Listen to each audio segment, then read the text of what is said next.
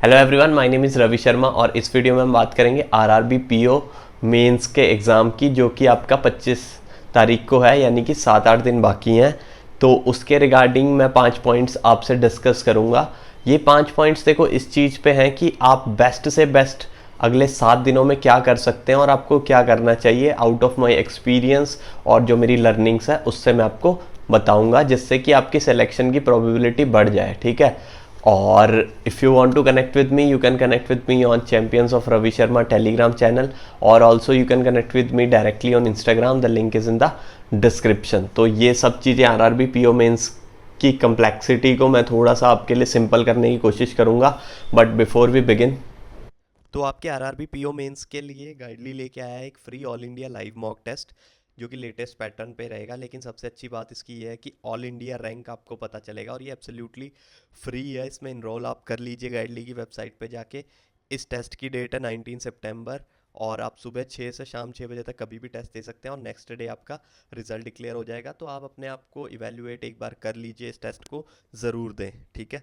इसके अलावा आप अगर गाइडली का ग्रैंड बंडल पीडीएफ खरीदना चाहते हैं, जो प्री और मेंस के लिए दोनों के लिए होता है, इसमें आपको बहुत सारी पीडीएफ्स मिलती है, 40,000 प्लस सवाल मिलते हैं। इसका ये प्राइस है 899, बट अगर आप RKS12 कूपन कोड लगाएंगे पेमेंट के टाइम तो आपको 12% और ऑफ मिल जाएगा। ठीक है।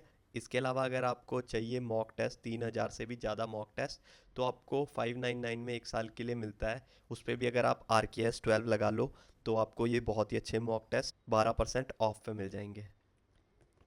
और चौथी चीज़ ये है कि आपको डेली सीए के सेक्शनल टेस्ट मिल सकते हैं, यानी कि करंट अफेयर्स के, वो भी एब्सोल्युटली फ्री। गाइडली की वेबसाइट पे जाइए, इन टेस्ट को अटेम्प्ट कीजिए, अपना कॉन्फिडेंस बढ़ाइए, और मैंने सारे लिंक डिस्क्रिप्शन में डाल दिए। Now let's start the video. हाँ जी, तो मैंने बोला आपके साथ कि मैं 5 पॉइंट डिस्कस करूँगा। तो उन 5 पॉइंट में से पहला पॉइंट है नो गिविंग अप। तो गिविंग अप का मतलब ये है कि देखो, सबसे पहले ये बात समझो कि आपको ना कभी भी ऐसा नहीं लगेगा कि आप फुल्ली प्रिपेयर्ड हैं। ठीक है। चाहे प्री हो, चाहे मेंस हो, चाहे इंटरव्यू हो, अभी भी आपको ये फीलिंग आ रही होगी कि यार मैंने कुछ नहीं किया। ठीक है।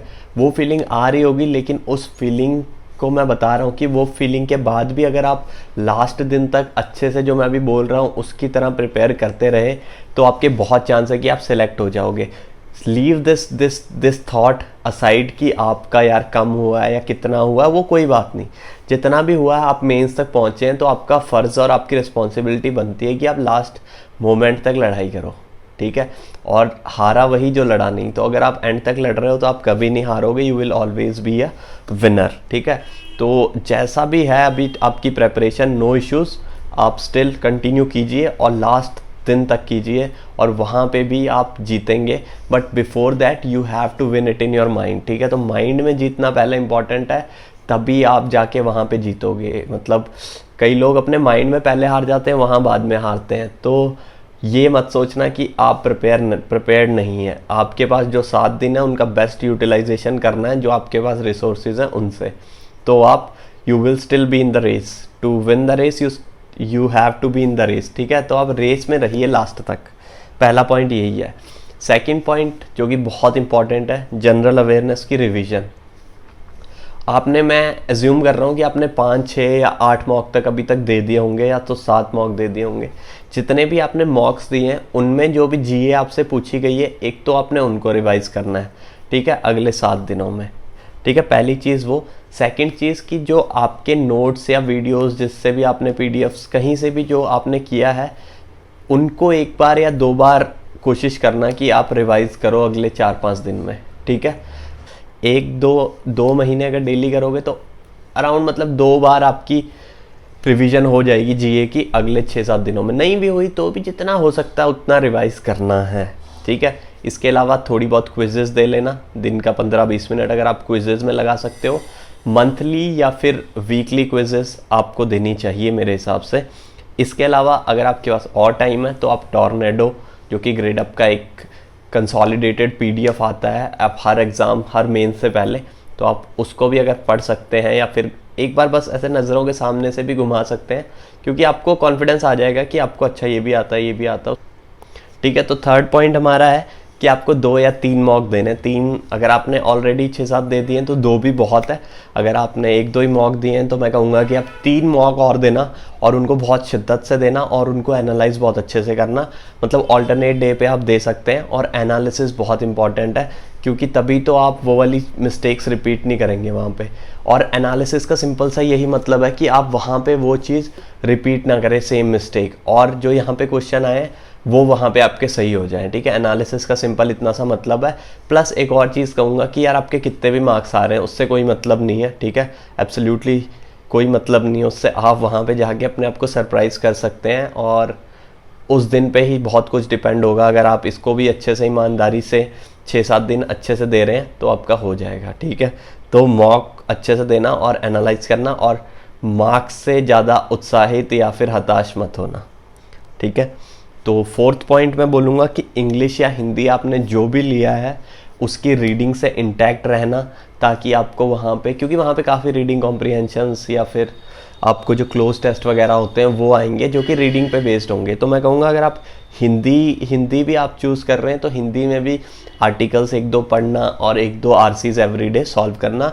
ऐसे ही रीडिंग कॉम्प्रिहेंशन भी आपको 1-2 सॉल्व करने हैं, किसमें, इंग्लिश में, और 1-2 आर्टिकल्स पढ़ने हैं डेली, ठीक है। तब आपका इंग्लिश और हिंदी में भी मार्क्स अच्छे आएंगे, ठीक है। 5th और लास्ट पॉइंट है कि किसी ने बहुत ही खूब कहा है कि the best thing you can do before a test is rest, ठीक है। तो आपको 26, अगर आपका 25 को पेपर है तो आपको 24 को बहुत अच्छा खासा आराम करना है, बहुत लाइट पढ़ाई करनी है, 2-3 घंटे जो भी आपको जीए वगैरह रिवाइज करनी है या फिर कोई रीडिंग करनी है, आर्टिकल्स पढ़ने हैं तो ठीक है। इसके अलावा आप ज़्यादा कुछ मत करना, फॉर्मूलेज वगैरह भी रिवाइज कर सकते हैं। तो यही है कि 2-3 घंटे पढ़ना और उस दिन काफ़ी रेस्ट करना, ताकि आपका माइंड थोड़ा सा चार्ज अप हो जाए वापस और रिलैक्स रहे वो, वहाँ पे आपको कुछ एंजाइटी इश्यूज़ वगैरह ना आए। और सेकंड चीज़ कि आप स्लीप अच्छे से करना, ठीक है। मतलब कि आप सोना अच्छा खासा, कम से कम 7-8 घंटे आप ज़रूर सो के जाना, कोशिश करना ये, और आप बहुत अच्छा परफॉर्म करोगे अगर आप ये 5 पॉइंट फॉलो करते हो। तो अगर आपको वीडियो सही लगी, और नहीं भी लगी या सही लगी, जो भी है, लाइक डिसलाइक आपको करना आप कर सकते हैं, और you can subscribe the channel too. बस यही कहूँगा, और ऑल द बेस्ट, ठीक है। Now we will talk these things in English. So I have discussed 5 points regarding RRB PO mains. So you will have RRB PO mains after a week. So what you can do best in these 7 days is what we will discuss in these 5 points.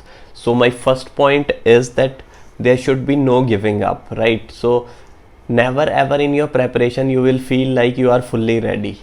This is a natural phenomena, so you do not need to worry about it, and make sure that you prepare well in these next 7 days as well, because you have got this opportunity to sit in the main. So why you are giving up before even it happens, right? So make sure that you do whatever I tell you in this video in the next 7 days as well, and do not give up until it's actually over, right?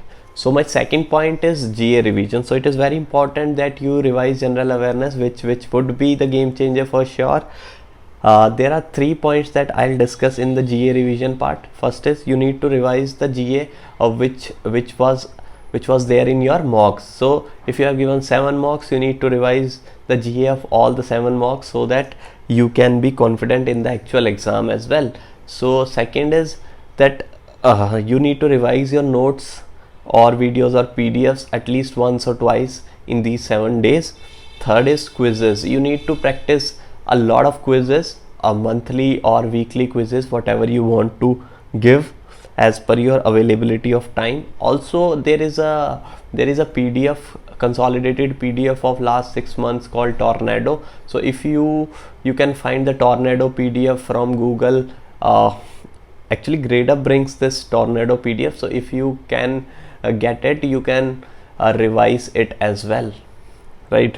So these are 3 or 4 points, and make sure that you do not get discouraged if you are not able to do 1 or 2 or 3 of these sources, right? So do not discourage, do as much as possible, right? So my third point would be you need to give at least 2 or 3 mocks. So if you have already given 6-7 mocks, then 2 are enough.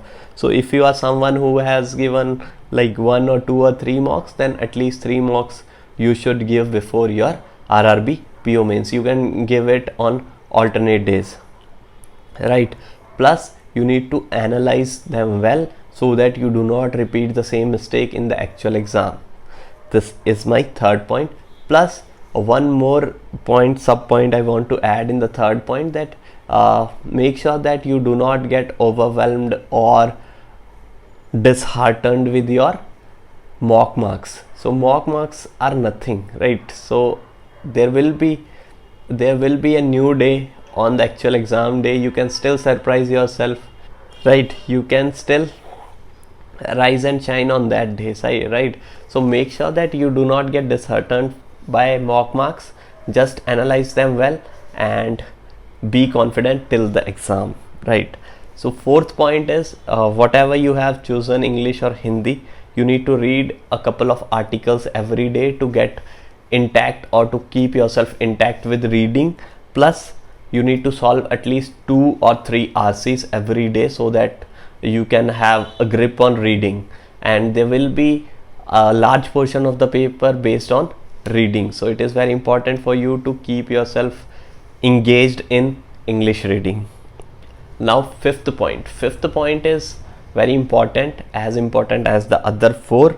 So a fifth point is, someone said that the best thing you can do before a test is rest. So make sure that you do complete rest, you do enough rest on 24th if you have exam on 25th. So why test is important, why rest is important? Because you need to recharge yourself before the exam. You need not to overburden your mind. You need to make yourself mind ready for the next day. Do some positive talks or do some light study, not much.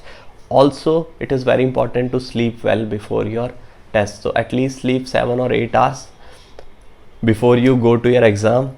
I really wish that you will have a great exam, and in great attempts, even if you fail, it will be a victory, right? So make sure that you do not give up and you believe in yourself till the last moment, and I hope that you clear the exam with flying colors. So if you like the video, you can give me a thumbs up. If you dislike, you can click on this button, and you can subscribe if you want.